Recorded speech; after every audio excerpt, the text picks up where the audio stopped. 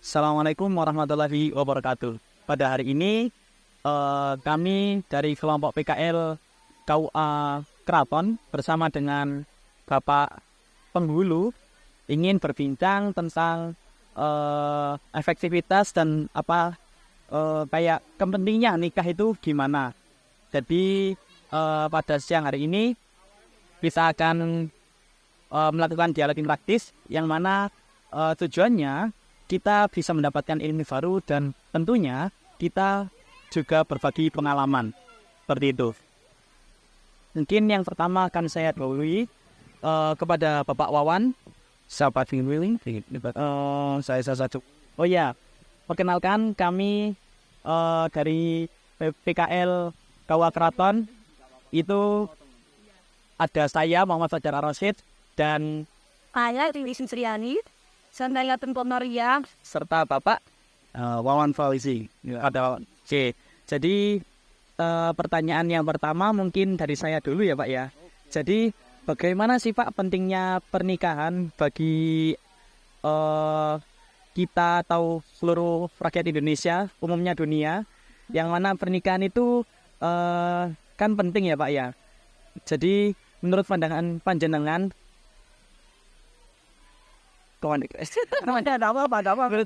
menurut pandangan panjenengan seberapa pentingnya pernikahan itu Pak? Ini pertanyaannya mungkin kurang ke fokus sedikit Mas. Ya, sampai ini tadi Mas Fajar Rosid ya. Jadi bagaimana pentingnya pernikahan? Jadi kalau nikah itu penting tidaknya ya semua itu makhluk itu diciptakan berpasangan. Jadi pastilah nanti arahnya akan menikah. Kalau manusia itu menikah, kalau hewan wah enggak ada aturannya dia bebas ya. Kalau manusia itu ada istilah menikah. Jadi menikah adalah bersatunya dua pasangan untuk melangsungkan kehidupan rumah tangga atau kehidupan bersama. Jadi menikah itu hukum asalnya adalah al-ibahah ya. Jadi nusbah. Tapi pernikahan itu bisa jadi haram, sunnah, wajib, melihat situasinya ya. Nggak kerja, kemudian pengen nikah, usianya masih muda, itu masih disilang, masih belum siap, bisa jadi haram. Nanti timbul madharat setelah pernikahan. Jadi wajib karena apa? Mas Fajar sudah katakanlah sudah suka cewek ini ya. Katakanlah entah ini mbaknya contoh ini hanya contoh. Kemudian Mas Fajar ini sudah bekerja. Kemudian pernikahan ini menjadi wajib. Apalagi kalau Mas Fajar ini sudah nggak kuat lah istilahnya. Apa istilah? Ngebet. Wah, daripada nanti timbul madorot seperti kemaksiatan dan lain sebagainya. Jadi pernikahan itu jadi wajib. Ya, itu hukum asal dari pernikahan. Ya. Bisa dilanjut, mungkin teman-teman ada?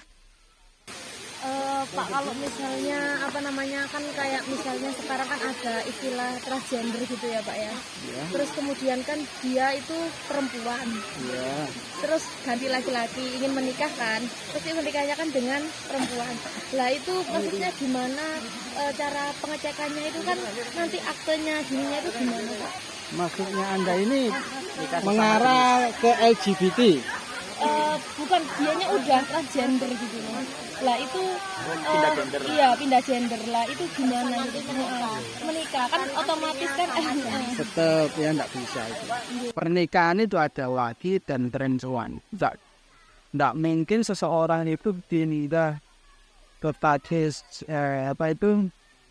kelaminnya jadi laki ke perempuan. Itu pernah dulu itu siapa itu ya? Yang artis yang jadi laki jadi perempuan. Yang lama juga ada, lupa saya. Nah, seperti itu Georgia ya, dengan operasi seperti itu. Hukum syar'i tidak membolehkan ya. Karena apa? Di situ sudah menyalahi kodrat manusia. Jadi ingin merubah itu seakan-akan melebihi kekuasaan Tuhan. Ya. Jadi tidak boleh, kemudian aturan hukum juga tidak memperbolehkan. Seperti itu. Terus gitu kalau misalnya cara mengetahuinya gimana Pak? Kalau misalnya kan mau Waktu nikah. Waktu mau daftar ke KUA gitu, efektivitas KUA untuk Ya. melihat. Makanya dalam di KUA itu diadakan namanya pemeriksaan nikah, maaf ya, pemeriksaan nikah. Jadi disitulah nanti data-datanya akan ditelisik dengan seksama. Yang pertama dengan nama, status, dan status kelaminnya juga ditanyakan laki atau perempuan. Tapi kadang kita menanyakan itu agak saru ya. Kalau kita ada datang, apa kamu perempuan bener kan? Nggak mungkin nanyanya seperti itu. Jadi bisa dilihat dari cara berbicaranya, logatnya, kemudian jari gerak-geriknya kan tidak. Di laki atau perempuan. Sebenarnya di tempat sampean ini di keraton itu pernah terjadi satu kali. Jadi kita memang bukan penyidik, nggak mungkin kita periksa Sampai ada kasus itu keraton. di keraton itu pernah terjadi sekitar tahun 2013-an ya.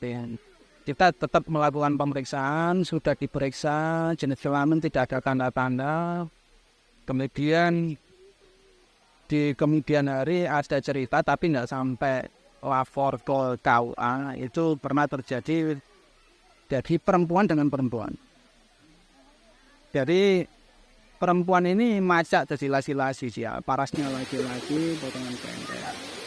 Nah itu terbuktinya itu ketika sudah berumah tangga, berjalan beberapa hari, umurnya mungkin sekitar 2 bulan.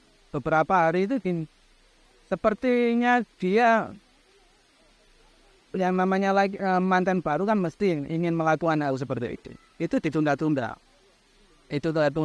Kemudian datang malamnya pengen, tapi tidak ada yang lain.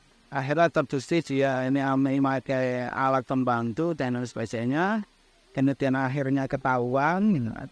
Bagaimana kalau sudah tercatat kemudian proses yang seperti itu proses pasat, ya, pasat pernikahan jika dilakukan diajukan ke pengadilan agama sediksa. Beneran itu pengetahuan pasangannya Pak? Sebelumnya enggak tahu. Berarti yang perempuan tadi tahunya dia laki-laki. Yang Tahunya perempuan juga.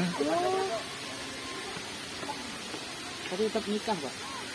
Ya tercatat. Tapi kan akhirnya kan dibasat dengan putusan pengadilan. Itu hanya pernah sekali. Gitu. Perempuan tadi. Lu enggak tahu perempuannya. Enggak tahu. Oke, bisa dilanjut. Ya. Oh ya, mau ketemu Kak Lan saiki. Mungkin ini dulu Pak. Tadi kan sudah pentingnya pernikahan ya. Sekarang mungkin tentang efektivitas pencatatan di KUA terhadap pernikahan itu seperti apa Pak? Gitu. Pernikahan itu wajib dicatatkan ya. Itu ya. Kalau pernikahan tidak dicatatkan itu tidak mempunyai kekuatan hukum. Meskipun secara syar'i tidak terpenuhi. Tapi dia tidak mempunyai kekuatan hukum. Jadi ketika sudah nikah siri, kemudian punya anak, itu statusnya dia tidak akan tercatat ke administrasiannya. Jadi tujuannya pernikahan itu disalahkan dan lain sebagainya, sehingga negara kita itu membentuk namanya Undang-Undang Perkawinan. Ya. Kalau awalnya ya tahun 259, kemudian Undang-Undang Nomor 1 tahun 74. Itu. Tujuannya adalah apa? Untuk mencatat perkawinan yang terjadi di Indonesia, biar mempunyai kekuatan hukum. Nah, kalau tidak diikat dengan hukum pernikahan ini, orang bebas dengan bebasnya seperti itu. Ya. Juga punya. Kalau ada sepeda gitu ya, kalau andai kan nggak pikirkan, kalau sepeda di Indonesia ini tidak diwajibkan ber-STNK, apa yang terjadi? Pencurian, marah, dan sebagainya. Kemadorotannya banyak. Juga pernikahan. Akhirnya banyak orang nikah, sudah punya anak tinggal nikah lagi seperti itu. Ya, jadi urgensinya seperti itu, pernikahan harus dicatatkan biar mempunyai kekuatan moving tetap. Aja loh Pak Hodin itu loh yang diam. Kalau di desa saya itu nggak, meskipun siri tapi merame Mbak gitu. Gini, Bapak-bapaknya. itu bisa sebab-sebabnya banyak sekali. Kita kan nggak tahu kalau ada laporan baru kita turun gitu ya. Kalau memang ada yang terjadi seperti itu bisa jadi karena pernikahannya kurang umur, atau kalau pernikahan yang kalau saat seperti ini sepertinya tidak ada pernikahan yang tidak tercatat di wilayah keraton.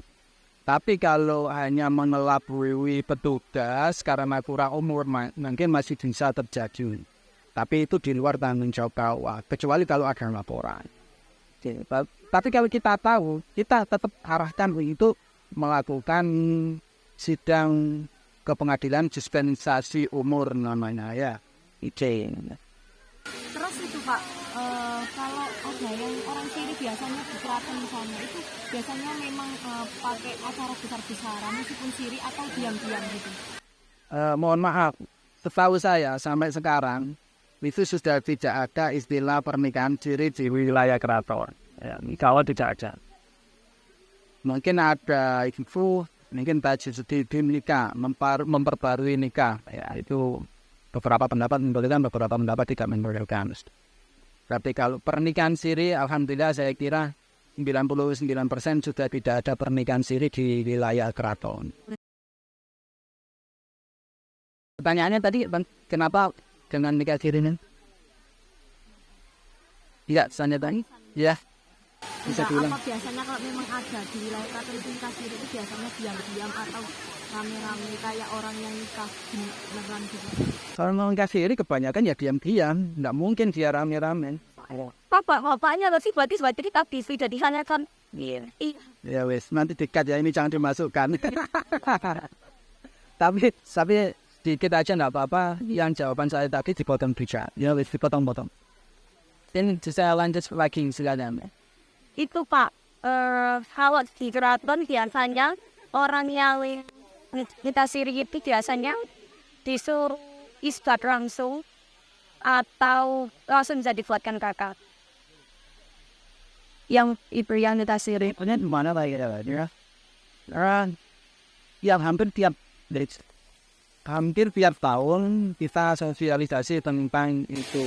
Jadi bisa jadi ada program dari pengadilan agama, bisa jadi kita sosialisasi ke desa-desa melalui kasih pelayanan atau government siri. Jadi ketika masih ada pernikahan siri yang belum tercatat, upaya untuk mengajukan isbat nikah.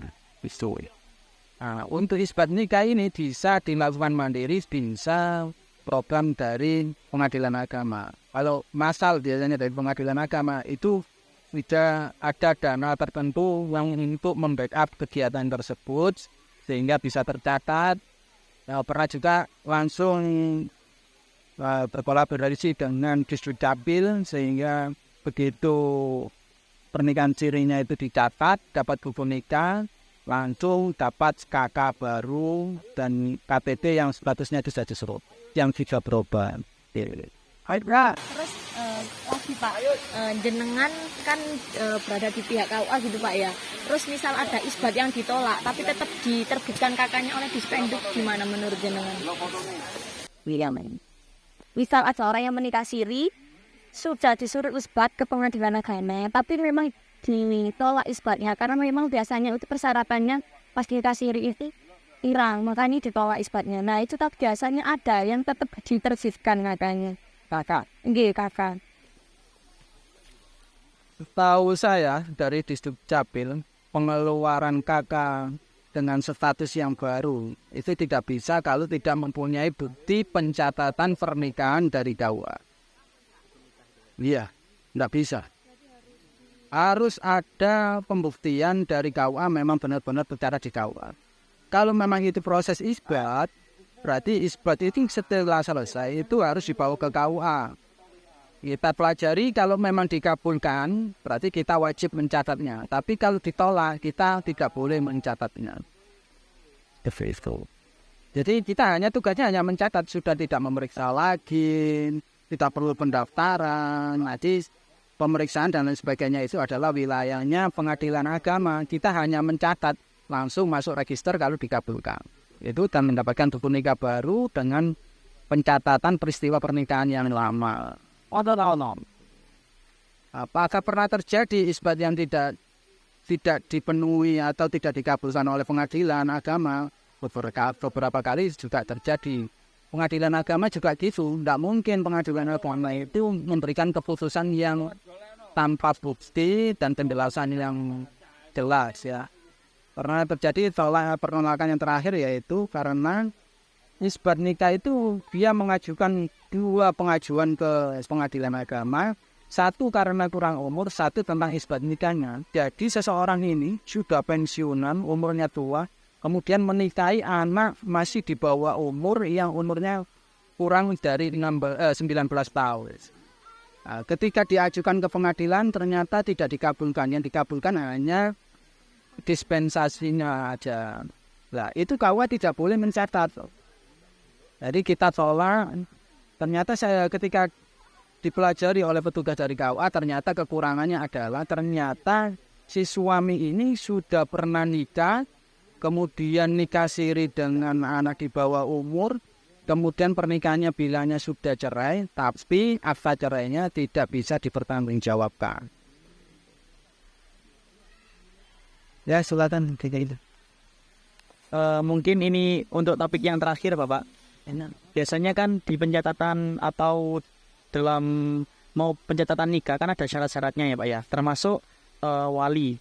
Nah, sedangkan banyak dan marak sekali kasus wali itu kayak seperti wali goib atau walinya itu palsu. Itu menurut pandangan KUA sendiri, terlebih lagi KUA Keraton itu seperti apa Pak? Itu tadi yang ditanyakan wali goib, kemudian wali palsu, gitu ya. Bukan alamat saja yang palsu ya. Ternyata wali juga ada yang palsu ya. Juga ada istilah cinta palsu juga. Juga ya. Diawali dari perwalian ya. La nikaha illa biwaliyin. Ya. Harus ada walinya. Tidak mungkin pernikahan tidak ada walinya. Ocit tiba-tiba ingin nikah, waktu PPL ingin nikah tanpa wali udah enggak bisa, enggak sah pernikahannya. Harus ada wali ya. Nah, wajah kita ini adil, jadi ya juga harus ada saksi. Woro mojo dewe aku rapi mbak awakmu ya enggak bisa dan sana. Dan itu tidak ada dalam syariat Islam. Jadi harus dengan wali dan saksi. Nah, wali ini ketika wali itu goib berarti bukan karena sakti kemudian menghilang loh ya. Goib karena bisa jadi memang tidak diketahui keberadaannya ya. Jauh beda dengan goib, beda ya. Goib atau bersembunyi, goib dihilang, menghilangnya karena apa juga tidak tahu. Ada juga yang karena menghilang itu karena tidak merestui ya, seperti itu ya. Jadi kita harus melakukan pemeriksaan lebih detail lagi tentang perwalian ketika kondisi perwaliannya itu tidak ada kepastian. Kalau goib, itu harus ada surat keterangan dari desa kalau memang tidak diketahui keberadaannya. Desa ini yang nanti bertanggung jawab. Apakah benar wali ini itu sudah lama tidak ada, atau wali ini karena tidak menyetujui. Nah, di situ nanti desa kalau memang mengetahui si wali ini memang tidak diketahui keberadaannya sejak si kecil anak ini semua sejak lahir ditinggal tidak tahu kemana arahnya. Nah, itu bisa dikatakan wali goib. Ya, atau memang dia tidak diketahui status nama bapaknya. Contoh anak ungu. Ini nggak tahu anak nemu anak ini di jalan atau di apa itu kan tidak bisa, atau ngambil anak dari panti asuhan yang tidak diketahui keberadaan orang tuanya. Beda lagi kalau wali gaib ini atau nggak diketahui keberadaannya, tapi karena sembunyi, biasanya desa tidak akan mau untuk memberikan info, tidak beresiko. Kalau bersembunyi sebelumnya itu tidak diketahui, nomor kontaknya sebelumnya bisa dihubungi, itu bisa jadi karena bersembunyi karena tidak menyetujui. Kita kasih waktu dulu untuk melakukan pencarian seperti itu. Kalau memang terbukti karena tidak disetujui, chatting ini harus mengajukan ke pengadilan atas ketidaksetujuan walinya. Nanti kalau pengadilan agama menyetujui dengan wali hakim, maka akad nikah bisa dilaksanakan dengan wali hakim. Begitu juga wali gaib, kalau memang sudah tidak diketahui keberadaannya, ini KUA bisa melaksanakan pernikahannya dengan bukti tidak diketahui keberadaannya tadi dari desa, ya. Dan formaterai security dari pihak chattingnya, ya. Itu wali gaib. Terus wali Ini tapi itu misalnya bentar ya, masih ada satu lagi tadi ya. Wali apa yang tadi? Wali palsu. palsu. Wali palsu. Wali palsu itu biasanya palsu itu karena kadang kita tidak mengetahui setelahnya. Tapi kalau mengetahui palsu itu sebelumnya, jadi harus dilakukan pencarian wali yang lainnya. Ya. Wali terdekatnya, wali akrabnya, ya. Seperti jadi wali palsu itu karena sejak lahir ikut orang yang tua tiri, kemudian namanya digunakan. Nah, itu bisa jadi nanti akun-akun itu wali palsu, ya. Berarti orang tua tiri sudah termasuk wali palsu. Ya iyalah, nggak berhak menjadi wali. Kalau memang nggak sifat sama ayam-ayam, terus pakai buat wali boleh nggak Pak dari pihak KUA? Nggak bisa pindah. Itu berarti wali albo, wali tidak menjadi silingan. Sama tadi setengah bilang. Dan selagi wali itu ada, tidak bisa pindah ke yang lainnya. Ya. Saksi, kenapa saksi? Kalau misalnya online, maksudnya lewat telepon suara tapi tanpa video, tanpa kelihatan suaranya, itu gimana? Tetap boleh? Wali itu sampai sekarang untuk wali online, kemudian taukil wali dengan online, itu masih belum ada regulasinya hukum yang dari pemerintah untuk mendolekan seperti itu. Nah, kalau wali tidak bisa hadir, bisa dengan wali izin kitabah. Jelas ada tanda tangannya, ada kesaksiannya dari KUA. Ya, contoh walinya ada di Sumatera gitu kan, tidak bisa hadir. Ya, walinya wali dengan wali izin kitabah. Kalau dulu masih bisa dengan masolfatul koser, ya, karena jarak jauh. Tapi sekarang kita masih bisa dikelabui dengan hanya alasan karena walinya jauh. Tiba-tiba ternyata walinya itu ada karena azol tidak setuju. Dibilang jauh, kan kita apa buktinya kan tidak ada. Kalau dengan wali kita kan jelas. Kalau wali kita apa bukan wali hatim, ya tetap wali yang wali yang aslinya, cuma kan diwakilkan dengan suratan tulisan. Itu walinya tetap.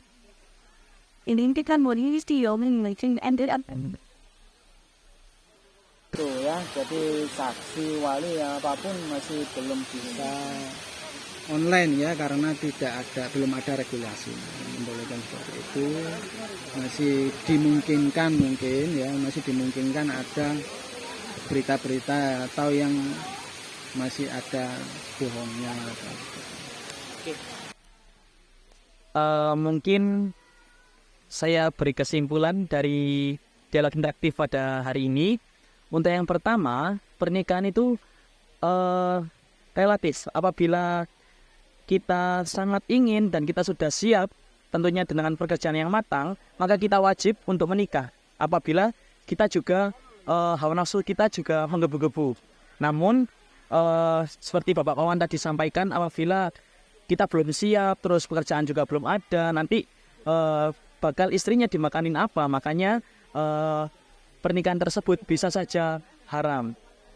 Terus untuk pembahasan yang lain akan kita lanjutkan pada sesi berikutnya. Saya mungkin sebagai pengantar juga mohon maaf apabila ada kesalahan. Ini Shiratal Mustaqim. Wassalamualaikum warahmatullahi wabarakatuh. When I